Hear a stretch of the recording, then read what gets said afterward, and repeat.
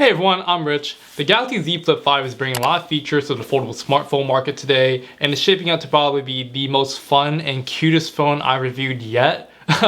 In this video, I want to give you guys my complete review from the usability, the features and specs, the whole 9 yards, and just give you my honest take on who would actually use the smartphone. So without further ado, let's get right into it. Alright, so this year's Flip 5 brings an all new and sleeker than ever Hinge technology, delivering an incredibly smooth fold with virtually no gap. It closes completely flat and is very satisfying too. I mean, take a look at this, ready?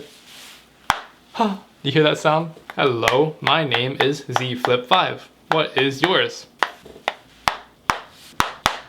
Alright, that's enough. The smoother movement of the Hinge enhances the overall user experience, making it effortless to access the larger screens. The Z Flip 5 is thinner, looks symmetrical, and bends at a very gradual angle, which is promised to make the device even more durable. Samsung claims the Flip can withstand over 200,000 folds, which is about 100 folds a day for at least 5 years before problems start to occur. Now, that's a pretty heavy statement if you ask me, right? We'll have to see how far we'll fare against time, but right now I have no complaints with the Hinge so far. It's very durable, okay? Also, it's very user-friendly too. In my last unboxing video, I showed that it was pretty difficult to get your hands or your fingers stuck in the folding mechanism here. It feels super smooth throughout. The rounded corners across the Hinge feels great in the hand while you open and close it, so I wouldn't worry about any sharp edges or any pinching. And the back hinge has this nice low-key Samsung logo print, which just adds a nice touch of premium finish to the phone. And of course, by far the most striking feature of the Z Flip 5 this year is their new cover screen, aka their flex window as Samsung calls it, which is a pretty extravagant design if you ask me. The larger 3.4-inch AMOLED display comes in at 720 by 748 pixels with a 306 pixels per inch screen.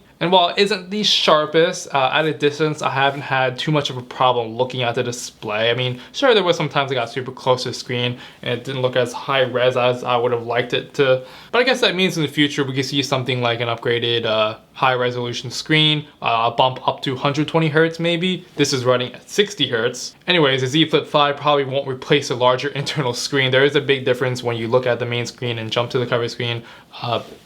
Not the end of the world, but there actually has been a few times I was able to get some stuff done on the cover screen without actually having to fold the whole screen over. Checking the time by far is the most useful, okay? The stopwatch widget is also very nice as well. The weather is literally like one swipe away. I mean, look at that, we're already in the weather. I can already see what's going on outside. I don't have to look at my window. That's probably the quickest I can ever check the weather on a phone by far. The One UI 5 skin looks just beautiful, by the way, here. I just want to give some compliments to that as well. You can, of course, check the calendar, the stocks. You can customize a bunch of other cover screens on here too. If you can find some neat GIF or GIF, however you want to call it, wallpapers on here, you can put that on the main cover screen as well. I actually find this to be one of the cooler ways you can customize a cover screen. You can also find a video or something like that as well and put it on there. Because the stock customization options on this phone are kind of nice, but a little weird. Like, you can adjust the clock and put a filter on, but the framing has these weird graphical presets and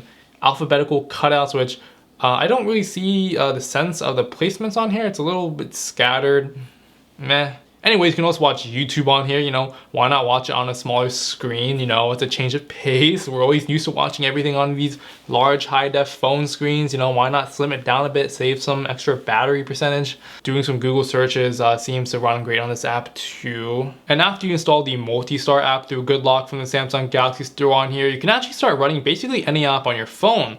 Things like Instagram, Spotify, anything you name it. I'm pretty sure we actually saw Spotify on the Samsung ads before. I did believe they showed like a Spotify music player widget. Somehow it's not on here yet. I'd rather just run the full Spotify app through the Multi-Star and found that it worked great. You also do get a full QWERTY keyboard set, which is quite small to type on. Do I see myself responding to urgent text messages on this small screen? Not all the time, to be honest. It is a small display, and by the time the keyboard shows up, I mean, you probably barely see like one bubble of text messages at the top. At that point, I mean, I'll just flip the phone over and just get right into what I need to do. Anyway, some apps work surprisingly well on the Multi-Star app on here. Some don't. As you can see right here, games may need to adjust their resolution scaling just a bit, but I can't really see much people playing on a small screen like this. I guess it is just something cool to do. I was just busy the last few days playing a myriad of different games and running a bunch of apps on here as much as I could. I mean, if you're someone that's very finicky with their phone, maybe you like to play around with it like me, I found that the Z Flip 5 cover screen is very good at that. It's a neat display. I mean, you can check your notifications, use Samsung Pay, answer phone calls, and with the fingerprint power button on the side too, you can actually jump just right into what you need to do on this phone, and it's just very accessible to use. But at its most, I think it's just a novelty, if anything. You'll probably get a couple wows, oohs, and ahs from your peers, and a couple style points when you kind of lay this phone on the flat table and the display kind of lights up and you just check the time. But yeah, that's pretty much it, in my opinion. Now, this phone weighs in at around 187 grams. Now, if you've been following me on the channel for a while, you know that I'm a sucker for lightweight phones. Anything above, I'd say 190 grams,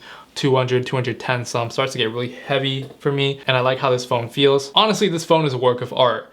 The rounded corners all throughout the phone is smooth in the palm of my hands. It sits very nicely, and it fits very great in pockets too. There's an IPX water resistant rating, so bringing this into the shower or splashing some water on the phone is fine. Just try not to submerge this in a lot of water. It's not going to be like these IP68 waterproof iPhones and S23 Ultras out there. There's no dust resistant rating on here either, so I just be extra cautious around dusty/dirty areas or places with a lot of sand or grass. I try to treat this phone with much care as possible. And it also feels like a rather skinny and tall phone in my hand, as the display comes in at around 6.7 inches tall at a resolution of 1080 by 2640 pixels. They're using a dynamic AMOLED display in here that has a max buttery smooth refresh rate of 120 Hz, and HDR10 Plus offers higher levels of brightness and contrast, plus more true to life colors and details. You can especially see this when viewing content or playing games on this device. And the screen gets bright too at a max 1750 nit peak of brightness, the same as the Galaxy S23 series, so you can surely use this on a bright and sunny day. I'd also like to mention that this display and the cover screen behind is made out of Gorilla Glass Victus 2, which should be very durable against light drops, protect against a myriad of scratches, and so far, I did put my keys in the same pocket with my phone. I know, a very big no-no in the tech community a couple of times, and I pulled it out just to see that there are no scratches on here, and hopefully it stays that way because this happened a few times. So the coating on here is great. Alright, so the camera, let's see what we're working with here, alright? We got an f1.8 aperture on the main lens and f2.2 on the ultra wide lens. You're actually able to get some pretty sweet shots on this. It's by no means the greatest camera on the market, although it does a pretty good job snapping photos with just enough level of sharpness and high vibrant colors. The only thing I think this phone is lacking is just depth for the photos. To me, some of the things like the foreground and midground seem a little flat due to the smaller sensors on here.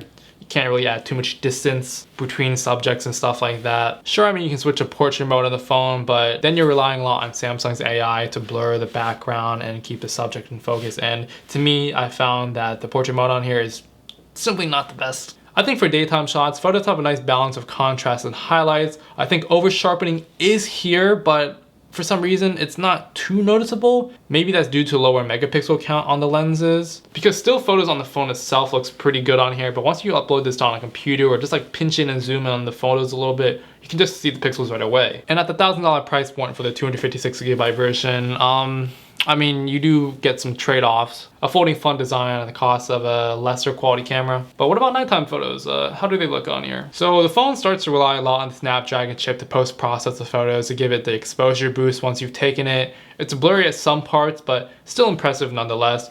Overall, the photos are good enough. You do trade the flipping factor and cover screen for that weaker camera like I mentioned. It's not going to be as good as the main S23 flagship, but for normal operation, it's okay. As far as video recording goes, you can shoot up to 4K 60 frames per second. This got some very good image stabilization. As you can see right here, I'm riding my electric skateboard throughout the neighborhood and my hand is definitely shaking a lot while I'm just riding. The Z Flip 5 managed to do a good job combating that. Overall, with decent lighting on video, you can shoot some pretty good content.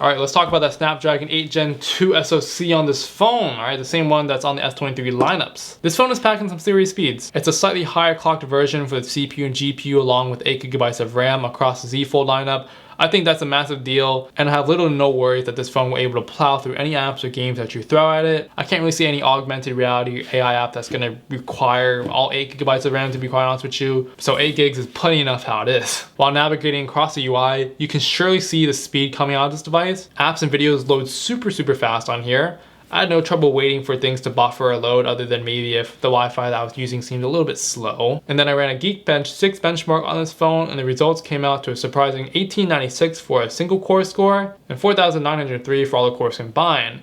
Now, of course, if you ask me what to do with these numbers, I would say it's a really good ranking to see that you are getting a great performing phone for many years to come. And in gaming, the new Qualcomm chip is able to power through graphically intense games and remains relatively stable past half an hour.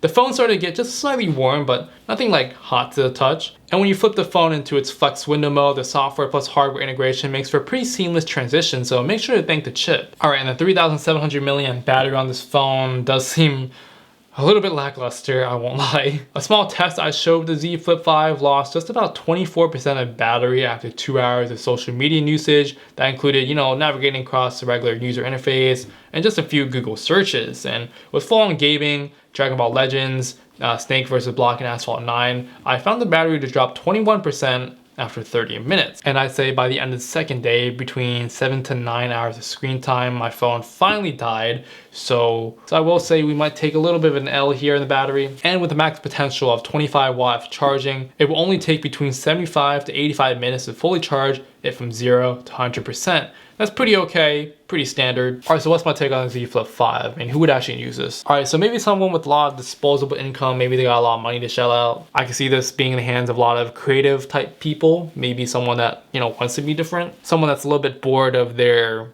iPhone, or maybe just some super dope people. I mean, this is a really cool phone. Definitely reasonably priced for a phone at this current time and stage in the folding market.